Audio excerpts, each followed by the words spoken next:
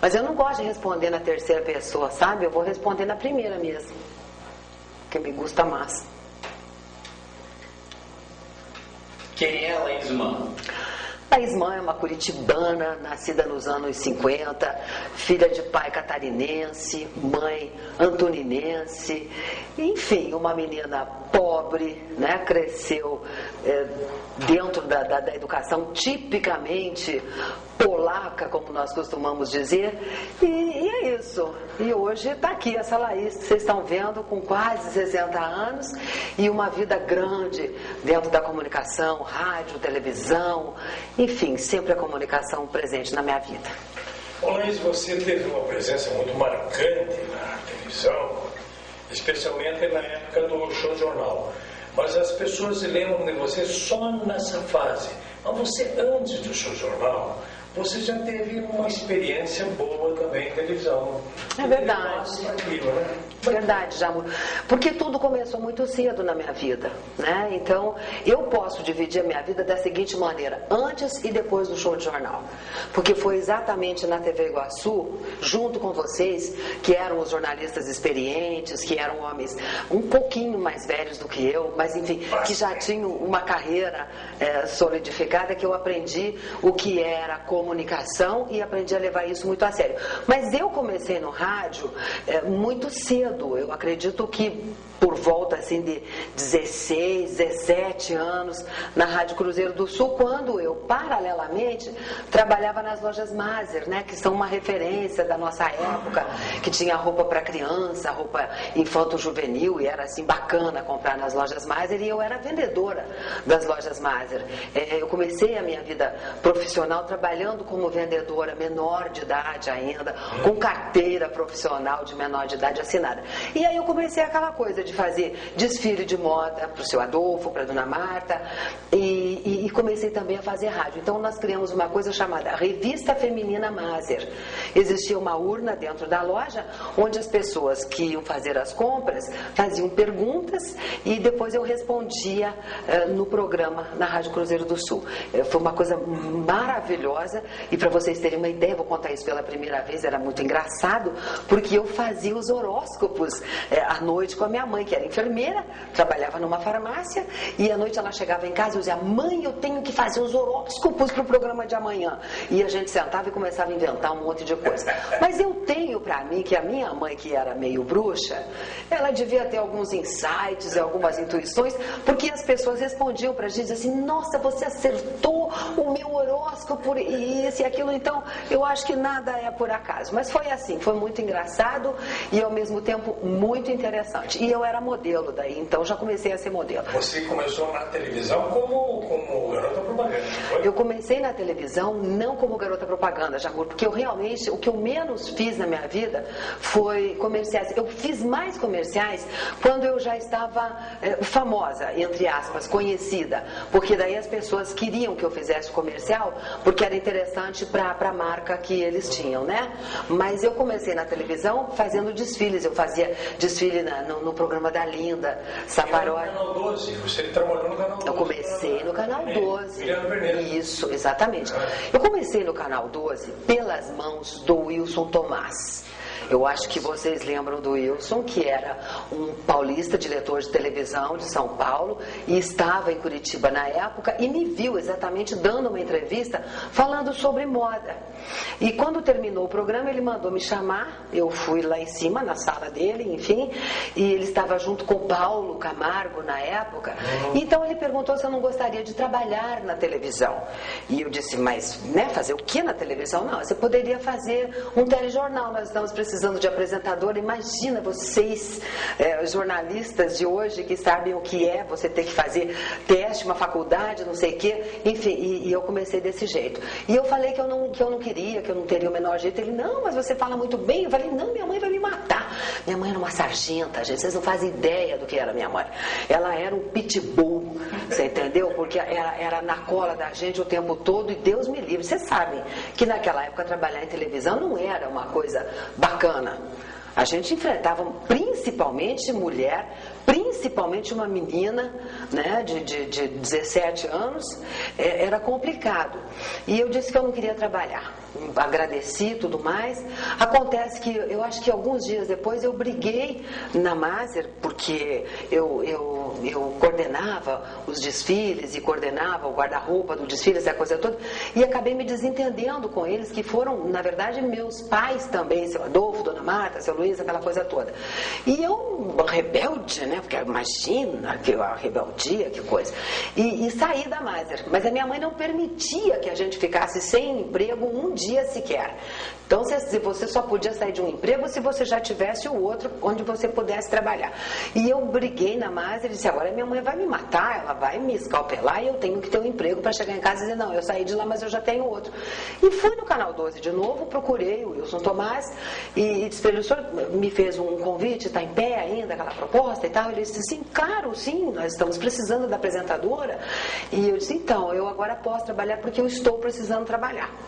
E aí ele me falou quanto que era o salário, eu achei aquilo uma maravilha, gente, porque para eu ganhar metade daquilo, que na época era bom, né? Vocês lembram que o salário na época era bom.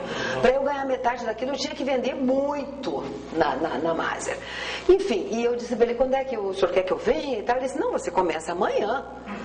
Né? E aí, quando eu fui para casa, minha mãe já sabia que eu havia saído da loja e me obrigou a voltar, porque ela disse, não, você não vai trabalhar em lugar, que televisão, tá ficando louca, onde televisão, não, nada disso, vai voltar para a Maser. E o seu Adolfo e a Dona Marta compreenderam a situação e convenceram-na a me deixar trabalhar na televisão, dizendo que eles se responsabilizariam pelo que eu fizesse, ou enfim, né? E que me acompanhariam. Então, daí eu continuei trabalhando na Maser, que foi a condição que ela impôs para que eu começasse a trabalhar na televisão. Comecei a fazer um telejornal às 7 horas da noite e fiz aquilo durante um ano e qualquer coisa. Que jornal era, lembra? Ah, não me lembro, Jamur. Era assim, era um... Como é que a gente... Isso, era uma coisa curtinha. Era manchete logo em cima, não? Não sei, não lembro. Depois disso, né? Eu não lembro, eu só lembro que o nosso diretor de jornalismo lá era o Rafael de Lala. Já era. Era o Rafael de Lala, Celso Nascimento na redação e aquela turma que está aí até hoje, né, fazendo isso. Depois é que veio, então, a grande transformação. Isso foi 69. Porque daí, em 1970, eu fui para a TV Iguaçu, que aí você sabe dessa história, talvez tão bem quanto eu, né, Jamur, que foi o tempo da Hortência Taia, aquela maravilhosa, que era um monumento de mulher, e eu só ouvi os homens do meu... O jornal só tinha monumento de mulher e modéstia à parte. Muito obrigada pela parte que me toca. Não, agora alguém me fez um elogio, né, Renata? Mas enfim, aí tinha isso, Jamur. Trabalhar no show de jornal naquela época equivaleria hoje a você fazer o Jornal Nacional. Né? Proporcionalmente a importância. O show de jornal, diga-se de passagem, tinha mais audiência que o Jornal Nacional. Tinha mais audiência que o jornal. Era um absurdo aquilo. Então, o que aconteceu? Eu trabalhando no Canal 12, um belo dia me aparece um dos diretores lá do Canal 12, que eu não vou lembrar agora quem é, dizendo para mim que ele iria me acompanhar até a TV Iguaçu, onde eu deveria gravar qualquer coisa. E eu, então tá bom, até eu havia gravado um comercial da Filatélica Numismática, qualquer coisa que eu não vou lembrar agora, que foi uma dureza de gravar aquele comercial, porque era muito difícil pronunciar aquilo, né? Filatélica Numismática, não sei das quantas e tal. Bom, e daí esse diretor me acompanhou até a TV Iguaçu para eu gravar esse tal texto que eu não sabia o que era. Eu achei estranho um diretor de televisão acompanhando uma apresentadora num outro canal de televisão, enfim. Eu não entendi muita coisa, mas eu também não estava ali para entender nada, né? Eu queria mesmo era fazer as coisas que me dessem prazer, e eu sempre gostei muito de trabalhar. E fui até lá, gravei um texto, então, para o nosso queridíssimo, meu queridíssimo Osni Bermudes, esse grande amigo que eu tive na minha vida, que eu guardo no meu coração. E o Osni disse para mim, olha, você vai gravar um texto para mim, mas não tem cachê e também não vai para o ar. É uma coisa que eu preciso para arquivo. Eu falei, beleza, né? Nem sabia quem era o seu Osni Bermudes, sabia quem era a personalidade de Osni Bermudes, que já era aquela coisa das traquitanas e tudo mais. Então gravei o tal do texto e fui para casa tranquila, e alguns dias depois o Osni Bermudes foi à minha casa, 10 horas da noite, me procurar para ir até a televisão, onde estava a equipe reunida de redação, de apresentadores, de direção, enfim, gente, estava todo o staff lá importante da TV Iguaçu, e estava um frio muito grande, isso era mês de abril. E quando ele bateu na minha casa, eu fui atender, ele disse, olha, lembra de mim, eu sou Osni Bermudes, lá da TV Iguaçu, e eu vim te buscar por isso. Eu falei, imagina, eu não posso sair de casa agora, minha mãe me mata, minha mãe está dormindo já, ela vai me matar. Ele disse, menina, o que eu quero falar, o que eu estou falando para você é sobre a sua vida vai mudar a partir de hoje. Eu estou lhe fazendo um convite, eu nem ia falar sobre isso, mas eu vim para lhe fazer um convite para você ser apresentador do Show Jornal. Eu falei, mas não pode ser amanhã isso? Ele falou, não, minha filha, tem que ser agora, o pessoal está lá te esperando, por favor, você chama a sua mãe e eu converso com ela. Eu falei, bom, eu vou chamar. Mas eu já vou lhe dizer de antemão que minha mãe é muito braba e ela vai ficar uma fera com o senhor e tudo bem. Fui lá chamar minha mãe, acordei, ela era um urso dormindo. Você imagina, você tirar um urso da hibernação, né? Mas eu fui. Eu não tinha saída, porque ele disse que ele não ia sair de lá se eu não chamasse a minha mãe. Então, eu toquei isso, mãe, olha, o negócio é o seguinte, mãe, tem um homem aí no portão, ele é da televisão, lá, e ele está dizendo que nós temos que eu tenho que ir lá na televisão com ele agora. Porque ele disse assim, não, você chama sua mãe, ela vai conosco. Aí ela disse, que é isso? E pá, você tá louca, porque sua barata descascada, você tem essa mania de inventar as coisas pra mim. E eu, não, mas é verdade e tal. E ele falou que a senhora pode ir junto. Bom, enfim, ela pensou, relutou, me xingou mais, não sei de quantas coisas, e disse, eu vou até lá, eu vou levantar. Mas se você estiver mentindo para mim, você não sabe o que vai te acontecer. Eu já sabia que ela ia encher a minha cara de bolacha, né, gente? Mas tudo bem. Enfim, fomos até a televisão e chegamos lá. Qual não foi a minha surpresa e a dela também, quando estava todo o clã reunido, né? Renato Scheitz, meu compadre queridíssimo, que a gente acabou de perder agora, ou de ganhar, não sei, Aderbal Júnior, Jamur Júnior, João José de Arruda Neto, né? JJ, Paulo Camargo e Paulo Pimentel e eu não sei mais quem. Paulo Miranda. Isto mesmo, era dele que eu queria lembrar. Enfim, e aí começamos a conversa de que o Show Jornal estava precisando de uma apresentadora, porque havia saído a Hortência Taier, e logo em seguida houve 3 meses com Delzi Capitã, né? E a Delzi realmente achou que aquilo não era a praia dela, não quis mais fazer. E o Show Jornal sem apresentadora, por quê? O que a televisão queria? Uma universitária, não é? Uma jornalista que entendesse daquilo que ela iria fazer, do que seria o seu ofício. E o JJ, principalmente, me parece, e me corrija, Jamur, se eu estiver enganada, era a pessoa que mais batia nessa tecla, né?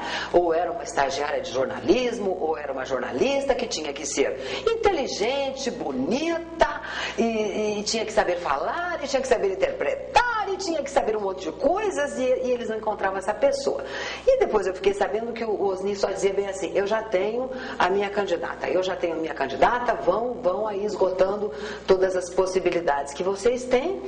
E na realidade, quando chegaram a essa conclusão, o Osni apresentou aquele tal texto que eu havia gravado sem saber qual era o objetivo, né? E daí houve então assim uma maioria de adesão à minha participação no jornal.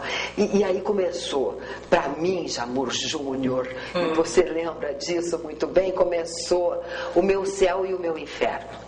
Porque, na verdade, o que eu fazia no Canal 12 era uma coisa muito pequena, não vou dizer em importância, mas, assim, eu não havia entendido o grau de importância daquilo, né?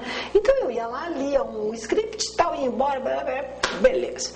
E no show de jornal as coisas todas mudaram. Havia já naquela época o estudo da imagem, a gente tinha que fazer teste de câmera, não sei mais o que, e eu falava tudo errado. Aí cada vez que acabava o jornal, o Aderbal chegava lá querendo me matar. E eles iam para mim, sua maluca, você acabou com o meu texto, você acabou com o jornal, você tá louca, você é uma burra, você não entende nada.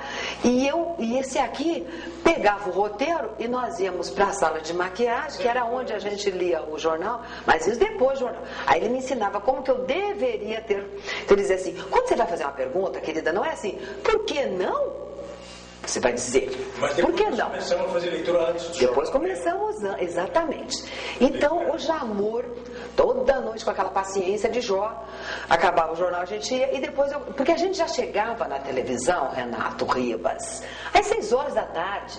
Era um absurdo aquilo, porque a gente não tinha muita vida. Porque às 6 horas o carro da televisão me pegava em casa, porque eu tinha uma fama de ser meio bagunceira. Mas o que eu poderia ser, gente, com 17 anos de idade? Nessa época eu estava quase fazendo 20 já. O que eu poderia ser? Né? Uma menina que cumpria com as suas obrigações de filha, de irmã, eu tinha um monte de emprego, eu trabalhava no rádio, eu trabalhava na Maser, eu desfilava fazendo... Quer dizer, mas eles achavam, porque eu sempre fui muito alegre, eu sempre fui muito irreverente, e às vezes as pessoas confundem um pouco isso com a tua responsabilidade em trabalhar. Então, quando eu fui para a TV Iguaçu, eu já fui meio com essa fama, talvez de responder, não sei o que era, ou será praxe, não sei. Eu sei que a gente já ia às 6 horas da tarde, esperávamos os repórteres chegarem todos com as suas respectivas pautas, e então os redatores distribuíam as notícias. Lembra disso, Jamur? Isso aqui vai ficar... Esse aqui, o Jamur fazia a abertura do jornal sempre com 2 piadas inteligentes, e ele sempre com essa cara de inteligente, bonitão, e a mulherada já ficava meio louca, porque eles eram todos bonitões. Imagina, vocês estavam na faixa do quê? 30 e poucos anos, Jamur? Eles estavam no auge, né? Eles estavam no auge, assim, de tudo, na verdade, né? E eram pessoas importantes dentro de uma comunidade. E foi assim que eu comecei a fazer o show de jornal, sofrendo, apanhando, que nem maluco. No show de jornal você teve momentos assim de preocupação, porque nós estávamos numa fase de regime militar, com censura e tal. Você algum dia ficou com medo? Não. Nunca teve medo? Não, eu nunca tive medo. Você lembra que a gente ia sempre para a Polícia Federal, e daí teve aquele episódio do Haroldo Leão Pérez, né? Naquela época você não ficou assustada? Nunca fiquei. Todo dia o show de jornal batia no governador. Isso, nunca fiquei. Sabe por quê, Jamur? Eu acredito hoje nisso, porque na época eu não pensava nisso, não. A gente tinha respaldo. Né? E eu, assim, pela primeira vez na minha vida, e não poderia ter sido muitas vezes, porque eu era muito jovem, eu passei a me sentir importante e parte integrante de uma coisa importante dentro da minha comunidade. Então eu acho que isso me dava um respaldo. Eu estava dentro de um veículo muito sério, trabalhando com as melhores pessoas que você profissionalmente, estou falando, nem estou falando no campo pessoal, que também era. E eu como era uma menina, vocês me protegiam muito. Né? Então isso para mim foi fundamental em toda a minha vida, tanto que a referência profissional que eu tenho mais marcante é sempre a de trabalhar com homens. Foi difícil eu poder me adaptar a trabalhar com mulheres. Só para responder a tua pergunta, nunca me senti assustada. Eu sempre me senti importante. Minha mãe, sim. E ela dizia para mim, você tem que sair desse negócio, você tem que sair desse negócio. Onde é que já se viu isso? Indo presa. Eu dizia, mãe, a gente não foi preso, mãe. São questões políticas, é diferente. Porque daí eu comecei a me engajar no movimento político, jornalístico, né? Enfim, eu comecei a me inserir dentro de um... Você lembra que o Haroldo Leão Pérez, governador na época, ele participou do programa como jurado no Flávio Cavalcante, lembra? Lembro. E o show de jornal fez uma crítica a ele, montando um teatrinho imitando o jurado. Verdade. A maquiagem ficou perfeita do Sala Maravilha. Você lembra daquele tempo? Lembro, até hoje, Jamor. Eu lembro porque nós éramos um telejornal satírico, né? Eu acho que a principal marca que a gente tinha era a sátira. E a sátira feita com inteligência. E o que eu acho muito importante é que nós falávamos da nossa realidade. E ela era para nós a coisa mais importante do mundo. Hoje, como existe uma comunicação muito imediata, nós estamos sabendo dos fatos importantes de vários países, de vários estados e cidades. Naquela época nós éramos importantes para nós. E essa coisa do Haroldo Leão Pérez, que foi todo um episódio político, que talvez alguém depois possa se estender melhor sobre isso, não sei se já fizeram alguma coisa, que eu acho muito importante isso dentro da história política do Paraná, com a participação da televisão, o Dr. Paulo, né, como governador, então tudo tinha um peso maior. E nós resolvemos, dentro desse episódio, porque o Haroldo Leão Pérez foi convidado a ir no programa do Flávio Cavalcante. E na época, disseram que a esposa dele extrapolou um pouco na manifestação da coquetice, da piruagem, enfim. O que talvez hoje a mulher fizesse a mesma coisa, de ir muito empimponada, sei lá. Eu sei que me deram um cachorrinho na mão, uma coisinha desse tamanho, para que a gente pudesse satirizar melhor a tal da perua, porque no caso eu fiz a mulher do governador. E o Salles era o governador, né? O Haroldo Leão Pérez, no caso, o governador que foi deposto. E daí foi uma coisa muito interessante, porque foi uma coisa bem improvisada, a gente achou que ia ser uma coisa muito pequenininha, e virou quase que um programa de televisão, né? E aquilo teve outros desdobramentos. Eu não sei se você gostaria que eu lembrasse alguma coisa em particular, mas eu não me lembro. Não, era só isso. Eu sei que todos nós participamos. Aquilo ali foi um negócio muito sério. Muito sério. Antecedeu a queda do governador, né? Exatamente. E o que eu acho, Jamur, que me ajudou muito na minha vida toda, que eu sempre digo que minha vida era antes e depois do show de jornal, é que ali nós não éramos apenas nem apresentadores, nem âncoras, que não havia na época essa terminologia, nós já éramos isso, mas nós éramos acima de tudo atores. Porque nós interpretávamos a notícia. Nós, quando era preciso, você imprimia uma emoção e falar daquela notícia, uma coisa que estava nos indignando, a gente falava aquilo olhando para a câmera e o papel aqui embaixo, porque que TP, que nada, a gente praticamente decorava um script toda noite, era uma loucura. Então nós éramos atores, intérpretes da notícia, que talvez fosse um título muito adequado para nós. O próprio texto era uma peça teatral. Era uma peça teatral. Tchau. Exatamente. Porque nós fazíamos uma mesa redonda e os redatores sentavam conosco, como eu contei inicialmente, as pautas iam chegando, então o Renato, enfim, um deles dizia assim: Jamur, você viu essa notícia? Você viu isso aqui? Como é que você falaria sobre isso? O Jamur falava com as palavras dele. Haroldo, né, que é o Haroldo Lopes, Jota, Laís e tal, Laís. Então, eles tinham mania sempre de me dar o plus da notícia. Ai, menininha, mas de vez em quando vinha uma coisa assim mais importante para eu dizer. E eu achava aquilo o máximo quando eu dizia alguma coisa muito importante. E fazer graça junto com o Jamur era uma covardia, porque o Jamur sempre foi muito bom nisso, né? Ele era um desgraçado, porque ele falava sério e daí ele fazia só um arzinho de qualquer coisa no final da notícia e todo mundo se matava de rir. Você sabe disso, eu acho que vocês dois também sabem, que as pessoas gravavam a abertura do show de jornal quando elas tinham que sair para jantar. Ai, mas tem o show de jornal, a gente tem que gravar para poder assistir no dia seguinte. E além disso, bom, então eu estava falando sobre isso, que eles... Só um detalhe, Larissa. Como é que que ano que era isso?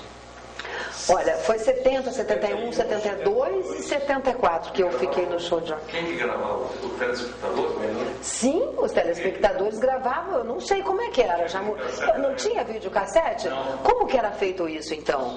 Não, talvez já no período do final. Mas 74 já havia videotape, gente, não? Não gravavam. Eles, o que talvez vocês queiram dizer, porque o videotape ou o videocassete surgiu em 1980. Mas nós... Não saíam de casa antes de... Eles não saíam mesmo.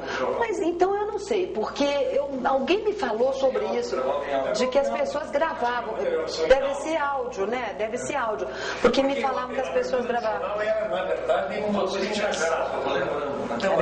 Não, mas foi bem bacana você fazer essa referência. Porque eu não havia pensado nisso. Você fez uma história engraçadinha na abertura do jornal, que era uma abria engraçado. Isso. Que é para descontrair o telespectador, para ele receber tudo ou mais como O fazia. show do jornal começava às 22. 22h30.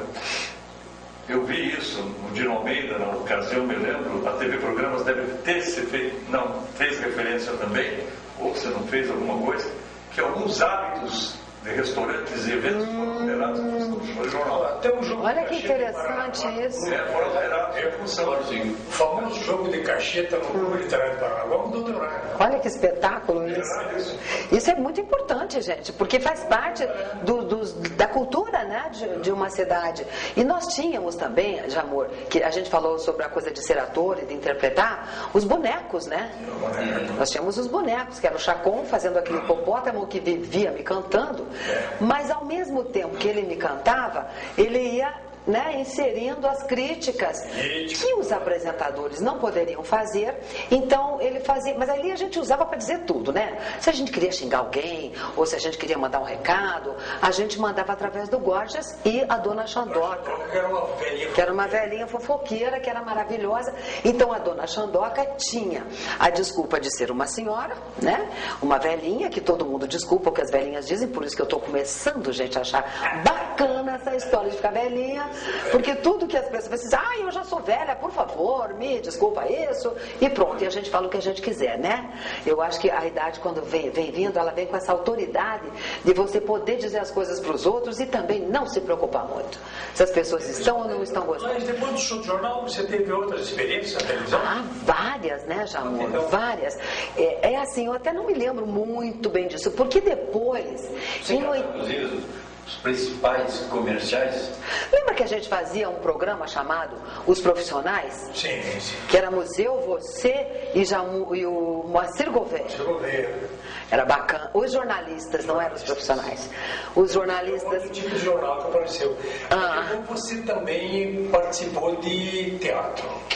Muito pouco. Na época que eu estava no show de jornal. Que na realidade... Uma peça do Aderbal foi? Isso, do Aderbal, do Paulo Vitor. Aderbal e o Paulinho, né? Que foi uma coisa linda, chamada Curitiba Cidade Sem Portas. Cidade Sem Portas. Você participou disso? Isso. Porque até então, Jamor, eu havia feito assim com o Caco Lacerda, né? Que era diretor de teatro. O máximo até onde eu tinha ido era ler um texto. E fui para o Rio de Janeiro falar com o Gianni Rato, não sei o quê, e acabou que a peça não deu em nada, não aconteceu e não saiu. E aí veio Cidade Sem Portas, que era esse texto magnífico, diga-se de passagem, do Aderbal Fortes, que ele não gosta muito que a gente fale disso, porque ele diz, isso é saudosismo, bebê, mas foi lindo e não se fez nada, nem melhor e nem pior. Porque não se fez absolutamente mais nada, do meu ponto de vista, que tenha falado da nossa história e da maneira como foi feito. O Paulo Vítola, junto com o Marinho Galera, compuseram 23 canções especialmente para esse espetáculo, onde eu me revelei cantora. Né?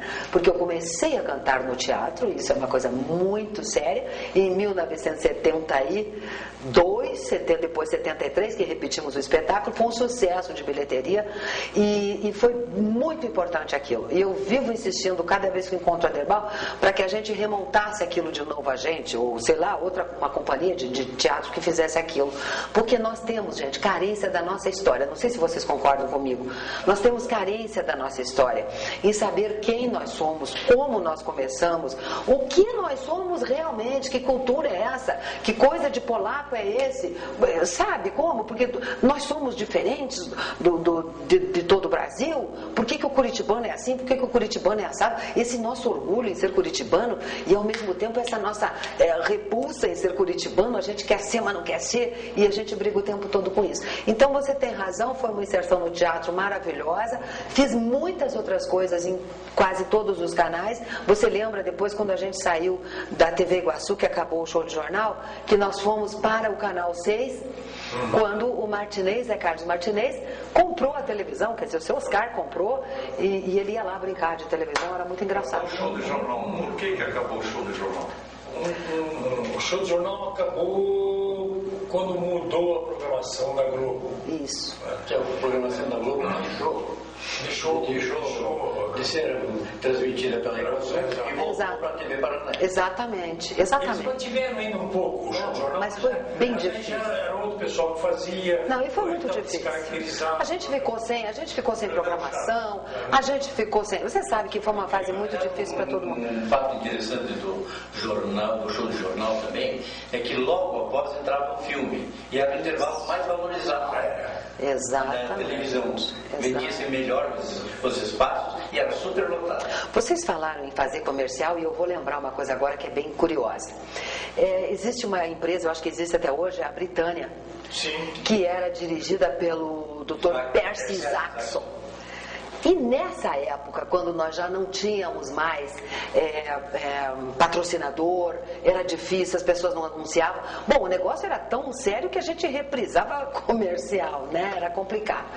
E o Dr. Percy disse, eu vou bancar o show de jornal. Porque tinha essa coisa toda política, né? Era um envolvimento político que acabava interferindo na história da televisão em si. E ele impôs uma condição que era, ele seria o patrocinador, mas ele queria, desde que a Laís fizesse o comercial da Britânia. E aí foi uma briga muito séria, porque apresentador de telejornal não faz comercial, como não faz até hoje. Ninguém vê Fátima Bernardes e como é o marido dela, aquele bonitão lá? O Bonner. Eles não fazem, é uma outra postura, né? Bom, então quando eles foram, quando foi levado isso para a televisão, e o Jota na época era o diretor artístico, o Jota discordou disso totalmente. Ele disse que não podia abrir essa exceção, que seria uma coisa, e ele tinha razão, na verdade ele tinha razão, mas ficou um conflito, porque a televisão precisava de patrocínio, porque quem é que sobrevive sem patrocínio, né? E o Dr. Percy não abria mão disso. Com toda a razão. Também, mas veja que é um impasse complicado de decidir. E eu fui fazer o tal do comercial. E o Dr. Percy foi além de ser a Laís apresentadora do comercial, porque eu aparecia de lingerie no comercial, queridos. Isso em 1970 e qualquer coisinha lá. Você imagina uma apresentadora do jornal, do próprio jornal, fazendo comercial de lingerie. Né? Porque tinha que mostrar que aquilo era um condicionador de ar maravilhoso e não sei o que a gente ficava linda de lingerie, assim, assado e à vontade. E então, só para a gente registrar isso, que os comerciais mais importantes que eu fiz, entre aspas, aconteceram depois de eu ficar conhecida como apresentadora de jornal. Mas tinha uma outra coisa que eu queria lembrar. Bom, depois de tudo isso, fui para Brasília, trabalhei no Senado durante alguns anos, no gabinete do senador Enéas Faria, na primeira secretaria, que foi uma outra experiência muito rica de vida para mim, porque eu não entendia absolutamente nada disso, mas foi muito interessante, eu acho que eu consegui fazer um bom trabalho, porque a partir daí eu me interessei pela política e comecei a fazer assessoria política. Primeiro a gente ensinava os políticos a falar, a não chamar microfone de Sua Excelência, né? E até hoje eu acho que eles estão precisando novamente ter umas aulinhas, porque a coisa é muito feia, né? Aquela história do menos gente e meia não sei o que, né? Senhores parlamentares, nós precisamos conversar de novo. Existem exceções, graças a Deus, mas, bom, enfim, e a gente fazia isso. Tínhamos uma equipe grande, eu trabalhei praticamente no Brasil inteiro, fazendo esse tipo de assessoria, de comunicação, de televisão, e morei em Brasília durante 7 anos, tive uma filha em Brasília, né? Tenho 3 curitibanos e tenho uma candanga, né?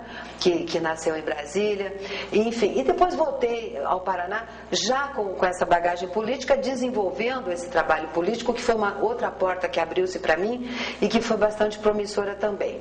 E há cerca de quantos anos atrás, a gente está em 2000 e o quê? 2009?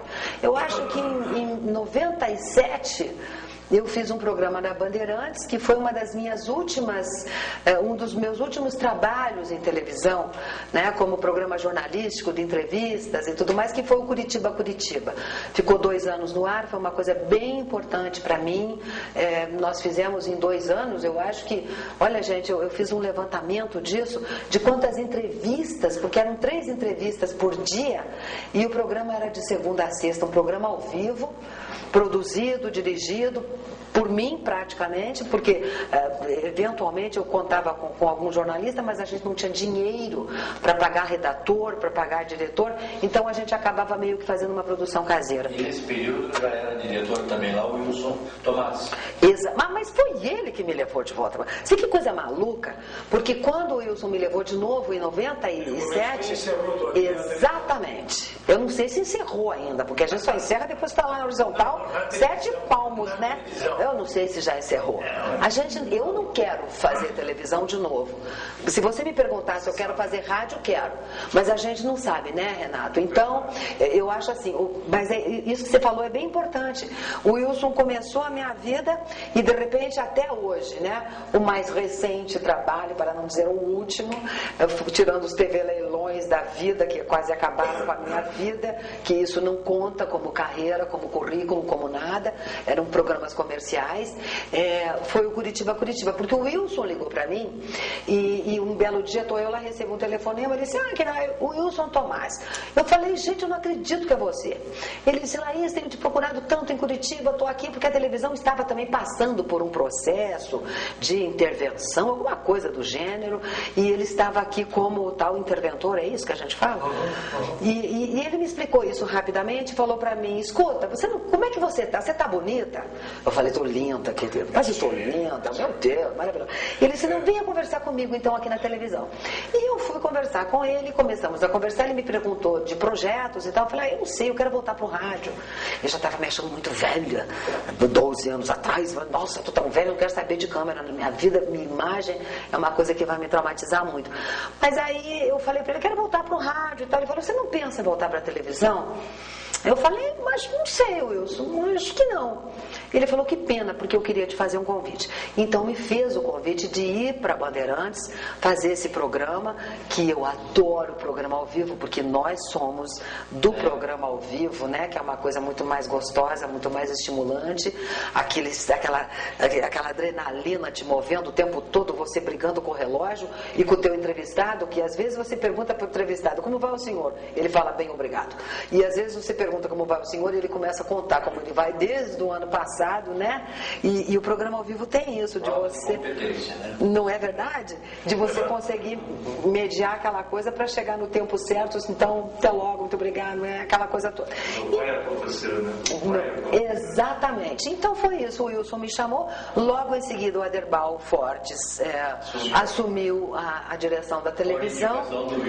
Por indicação do Wilson também, na qual, aliás, eu tive uma contribuição e eu acho isso muito importante da gente conversar. E foi isso, foi uma coisa muito boa quando eu também comecei a ter muito mais contato com as coisas curitibanas. Foi maravilhoso, Curitiba. 97 você encerrou a carreira na televisão. 97, voltei depois, como eu te disse, programas comerciais, e depois voltei com outro programa chamado Noiva Sul, que quando a pessoa me chamou e disse, olha, eu quero te convidar para apresentar um programa, chama-se Noiva Sul. Eu falei, mas você tem certeza que você quer me convidar para fazer um programa chamado Noiva Sul? Não, eu quero que tenha a tua cara e tal. Mas foi assim, tudo muito rápido, foram flashes, entendeu? Mas assim, a minha vida dentro da televisão, do jornalismo na televisão, foi 97. Eu acho que todo o período de tua vida, nós estamos rememorando, partiu muito da tua forma de ser. Eu nunca vi você triste. Sempre alegre, né? Sempre graças a Deus. Graças a Deus. Essa é uma característica que eu tenho e que eu percebo que as pessoas falam muito nisso, né, Renato? Claro que na minha casa eu não sou assim. Sim. Não é que eu tenha 2 personalidades. Eu só acho que quando a gente forma uma imagem pública, a gente tem uma responsabilidade sobre essa imagem pública. As nossas opiniões, a nossa postura, o nosso comportamento vai, sem dúvida nenhuma, repercutir dentro da sociedade que nós vivemos. Então, eu não saio da minha casa se eu não estou bem.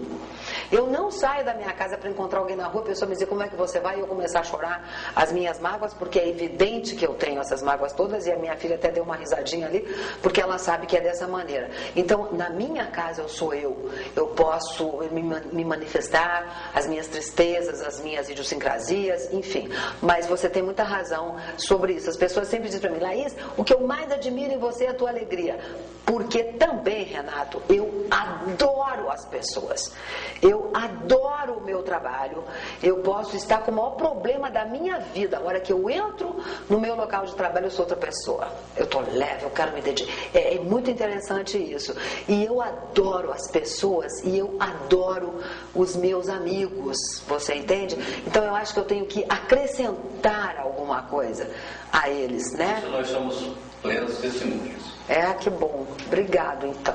Mas é isso, a minha alegria... No transcurso de toda essa odisseia da tua vida, como uma identidade pública, se quis dizer, que você fez essa marca, né? E tem tua marca doméstica, que são outras coisas, mas a identidade pública que você marcou, que você tem consciência dessa responsabilidade, com as suas palavras. Saiu do rádio, saiu da televisão, você enveredou politicamente. Sim. Aproveitando esta imagem. Eu acho que eu não sei quantificar isso, Renato, mas eu acredito, eu tenho assim um temperamento. Estímulo, né? Foi evidente que sim. Mas veja que ironia, eu fui candidata a vereadora 2 vezes. E nas 2 vezes em que eu fui candidata a vereadora, eu não estava em veículo de comunicação. Ou seja, eu não me aproveitei de um momento que não tenho nada contra quem faz isso, mas por coincidência ou não, eu não estava na mídia nessas 2 vezes que eu fui candidata. E que é muito importante. E que é muito importante. O Enéas Faria, isso, que se elegeu senador em função da sua divulgação dentro dos veículos de comunicação. E nós temos muitos outros exemplos, eu acho que hoje muitos. E o caso dele Porque eu falei sobre ele. Você falou do teu início em rádio, na Cruzeiro, e que você gostaria de voltar ao rádio. Você voltou para o rádio. Várias vezes. Eu fiz rádio Independência nos anos 80. Eu acho que eu comecei em Independência em 79 e permaneci 80, que foi uma das experiências mais ricas da minha vida, porque também tive a sorte de trabalhar com pessoas muito competentes. Gilberto Fontoura, acho importantíssimo a gente citá-lo, porque eu comecei a fazer um outro tipo de rádio, fazia rádio FM, fazendo locução, e daí um dia ele chegou para mim e disse assim, Laís, entra lá no estúdio agora, a gente vai só gravar aleatoriamente, entra lá e começa a falar um monte de coisa, mas eu quero que você fale como você é, assim, como você conversa conosco, eu não quero você como locutor, impostada, senhoras, bom dia, eu quero que você entre lá e fale um monte de bobagem. Mas imagina mandar eu falar bobagem, que coisa maravilhosa. Entrei e comecei a falar um monte de bobagem, coisas que me vinham na cabeça, e eu lembro até hoje o que eu falei, você entendeu? E quando eu saí, ele disse, é isso, você vai começar amanhã, você vai ter um programa das 10 ao meio-dia, horário nobre da rádio. Eu falei, Gilberto, fala sério, que é isso? Quem que vai produzir? Não, ninguém vai produzir. Você vai falar essas coisas aí, tudo que você fala. Gente, foi um horror aquilo. Foi uma maravilha. Agora, se imagina eu chegando na rádio dizendo assim, pelo amor de Deus, briguei com meu marido ontem, porque vocês acham que tem cabimento um cara aí num churrasco todo sábado, daquele bando de marmanjo, e deixam as mulheres em casa e vão pro churrasco. Sabe o que isso me parece? Que eles são um bando de viados. Isso no rádio. Aí você imagina, começava a telefonema. Meu marido queria me matar, o Juquinha, né? Jamur, que vocês chamavam sempre o Juca de Juca. Ele dizia, meu Deus do céu, mas você não pode expor a nossa vida dessa maneira. E foi assim, gente, que eu fiquei em primeiro lugar de audiência na Independência, E veja que coisa séria isso, sociologicamente falando, como as pessoas têm necessidade de se sentir iguais a você que está ali atrás de um microfone, dentro de um veículo de comunicação. Então as mulheres se identificavam comigo, porque eu ia com aquele bando de filhos, e o bando que na época eram 2 e mais um no carrinho, mamando, e daí eu fazia assim pro operador, né? Ele já sabia que era comercial, pegava o Gabriel, botava no peito, mamava, e fazia cocô, e daí o Gilberto Fontoura entrava no estúdio e dizia, meu Deus, o que é esse cheiro, aquele estúdio pequenininho da Independência? Ele dizia, uai, que cheiro é esse? Você não tem filho? Ele fez cocô. Não, mas você não pode fazer isso aqui. E os outros 2 jogando bola embaixo da mesa de som, gente, fala sério, né? E a minha vida era isso, e os ouvintes sabiam disso. Então eu era, porque ele me mandou ser como eu era, eu falei, então eu vou ser como eu sou, né? Na minha vida, tratando com minhas empregadas, com os meus, enfim, eu vou ser igual. E o programa era um sucesso. Teve um dia que o programa acabou, ele disse assim pra mim, o que foi que você fez com os taxistas? Eu falei, nada, eu só xinguei o taxista, porque ele fez isso. Tava um bando de taxista lá fora, você não pode, vamos te aprender já, sua louca. E eu falei, meu Deus do céu, mas eu não fiz nada, Gilberto, eu só falei, porque o motorista foi um horror comigo, eu não acredito que ele fez comigo. Bom, aí ele disse assim, pois é, agora tem que limpar-se lá fora, o que eu vou fazer? Eu falei, vai lá, né? Eu não posso ir, eu acho que eu estava grávida, enfim. Mas os taxistas foram lá porque eles foram se solidarizar comigo. Porque eu tinha pego um motorista que fez um desaforo muito grande para mim. Hoje eu não vou lembrar que desaforo foi esse. E daí eu cheguei, eu contava tudo, entendeu? Teve um dia que eu também acabei o programa, eu barrigudona lá. Aí Gilberto chegou e disse assim para mim, o que foi que você falou da Brastemp? Eu falei, falei um monte de coisa. Porque tem uma loja que levou uma coisa aí, essas oficinas, levou a minha máquina de lavar para consertar, e já faz não sei quantos meses, eles não sabem o que eles fizeram com a minha máquina, não devolvem minha máquina, e eu meti a boca. Bom, tá um diretor aí da Brastemp. Você faz o seguinte, recebe ele na minha sala.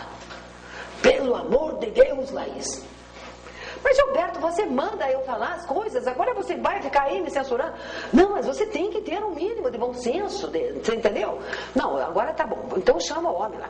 Aí chegou um senhor, todo engravatado, bonitão, não sei o que. Resumo, ele era um diretor muito importante da Brastemp lá em São Paulo, e ele estava vindo para Curitiba, porque estava inaugurando uma grande loja dessas que fazem manutenção, né, essas oficinas, porque o negócio estava indo muito, muito mal, eles recebiam muitas queixas. As maiores queixas que tinham dentro da Brastemp, por conta dos usuários, era sobre isso, da manutenção dos equipamentos. Esta criatura desembarca no Afonso Pena e deveria ter alguém esperando por ele. Mas houve um problema qualquer de horário, que eu não sei mais o que era, e ele resolveu vir embora de táxi. Chamou um táxi, entrou no táxi, sentou no táxi e me leva em tal lugar. E o motorista lá com o radião, porque eles eram meus ouvintes, não tinha outro. Eu falava muita coisa que eles adoravam ouvir. E de repente começo eu assim, porque olha aqui, gente, o negócio é que mulher é um inferno, mulher sofre, porque eu compro na minha casa todos os eletrodomésticos de qualidade, eu já compro o melhor que tem, que é para não me incomodar. Agora vocês sabem que quebrou a minha máquina de lavar, e daí comecei a contar a história, querido. Aí o homem disse assim pro motorista, quem é esta locutora? O motorista disse, a louca, que tem aqui, que fala, a louca. O senhor está vendo como é que ela fala? Fala tudo, ela fala tudo. Ele disse, mas e esse programa dela é ao vivo? É ao vivo? Tá, primeiro lugar que eu já...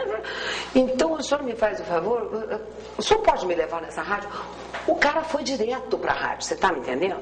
Então as coisas aconteciam comigo dessa maneira. Quando o Gilberto pensou que ele estava indo lá para me dar uma babada, qualquer coisa, ele foi lá porque ele achou interessante. Ele disse assim para mim, você fez o maior merchandising, você fez um testemunhal que se eu encomendasse isso para algum profissional de rádio, ele não faria tão bem.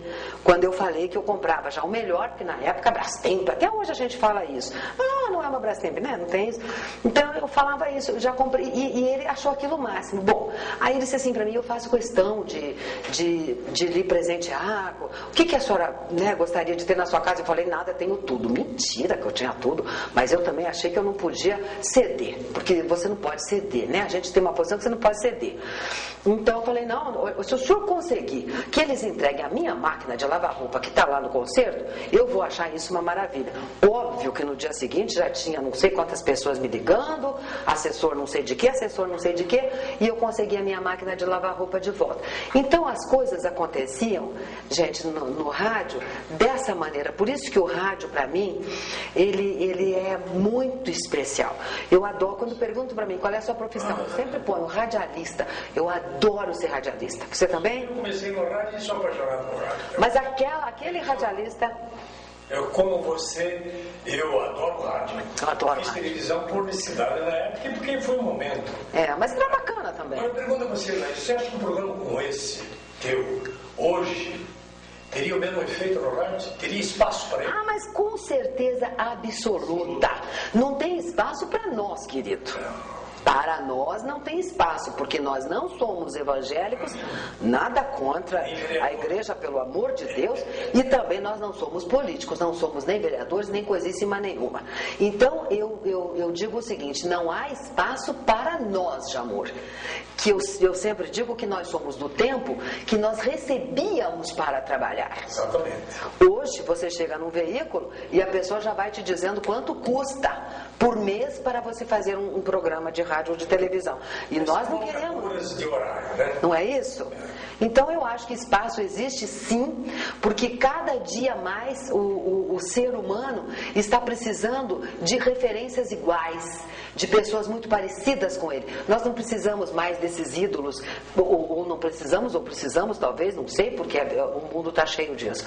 Mas eu acho que sim, e nós deveríamos ter um pouco mais de fibra profissional, Jamor Júnior, entendeu? E dizer, nós queremos voltar para o rádio e mostrar como é que se trabalha nele.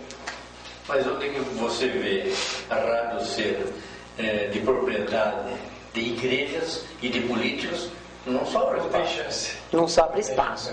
Mas talvez se a gente procurasse um pouco mais, talvez isso também tenha acontecido. É que contra o dinheiro ninguém pode, né, gente? Eu programa uma Rádio Independência, claro, não me lembro nem que eu vi nenhuma vez, mas você memorou de tal sorte, uma identidade muito.